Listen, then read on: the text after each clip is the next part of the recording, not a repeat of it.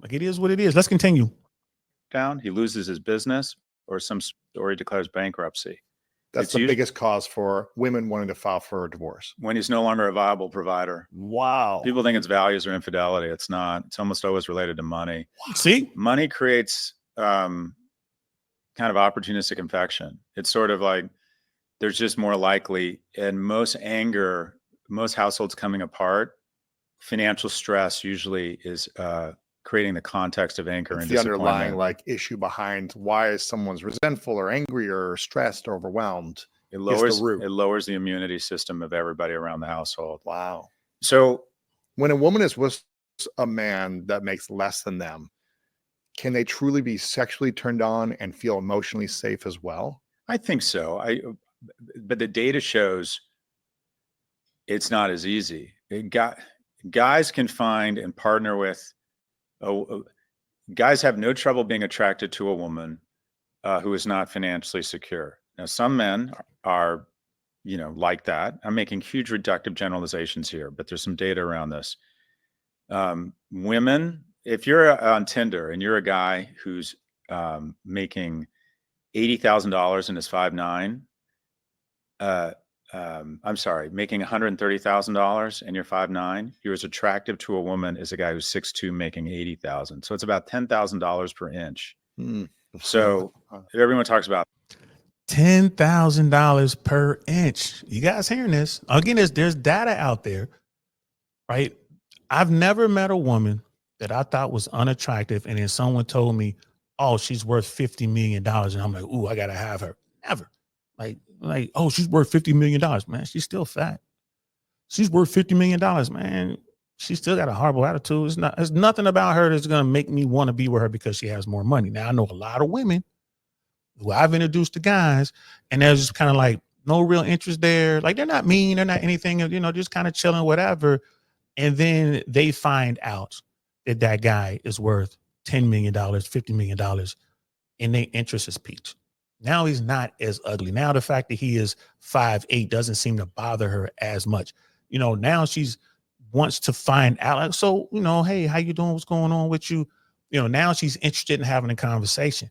And people, a lot of folks would be like, oh, she's a gold digger. Brother Michael Lee is going to be like, oh, rec use only. But the fact still remains, right? She wasn't interested in the guy at all until she figured out, or someone told her, like, that's the man. He's worth a lot of money. He's very successful. He's this, he's that, or famous. See a lot of that in LA.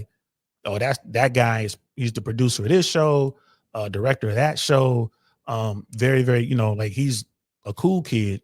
Changes everything. Changes the way she sees that guy. But like I said, it doesn't necessarily work the other way around. I've never, as a man, been more attracted to a woman because she's wealthy and stable financially. Never. I've never been more attracted to a woman because she has a title. Never.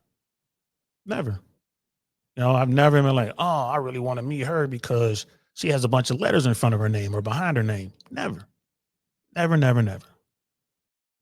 Height.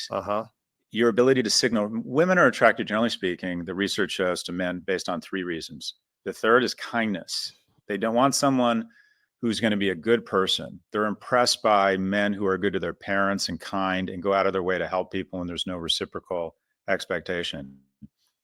The second is intelligence, because the smarter you are, the more likely you are to make good decisions and protect your family's offspring. And by the way, the fastest way to communicate intelligence is humor. I've always said, if you can make a woman laugh, you can kiss her. Wow.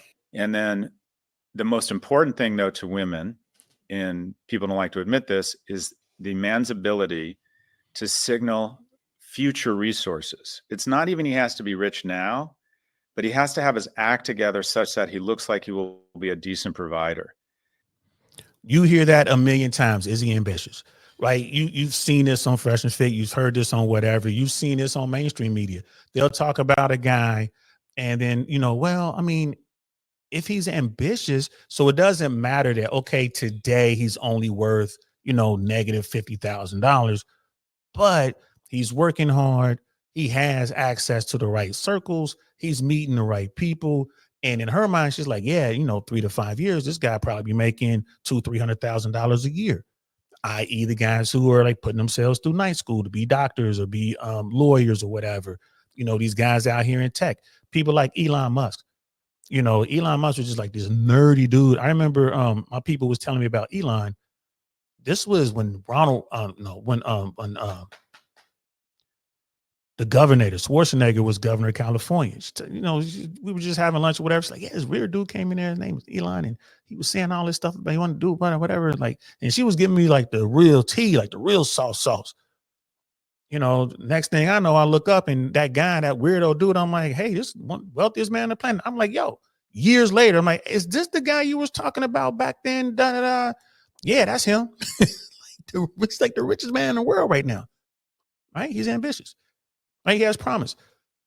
Women, there's nothing wrong with women wanting dudes who can provide. This is why, guys, you got to be the best version of yourself. You got to get out here and get after it. Right? How you handle the bad times, how you handle adversity. You got to get out here and turn it around. And then when you do turn around, you get on top, you know, how you move when you're on top. Right? That's going to dictate, you know, what type of woman you want to be with. So you got some dudes out here who'll be wilding out all the way, just throwing the money anywhere. And then when that money runs out, now you're back on the bottom again. Are those women going to be there for you? Probably not. You can't get mad at them for that. But if you got that woman who was with you in the gym when you were taking practice shots, like my brother always says, she's feeding you balls, she's running down and getting rebounds and feeding you so you can work on that three, right? She's standing right there with her hands up, even though she's, you know, she's little, but she's right there in the lane so you can work on that spin move, work on that fadeaway shot or whatever, right? She's helping you pull out the chairs and stuff so you can do what you got to do. That woman's going to be with you no matter what. That's the woman you want.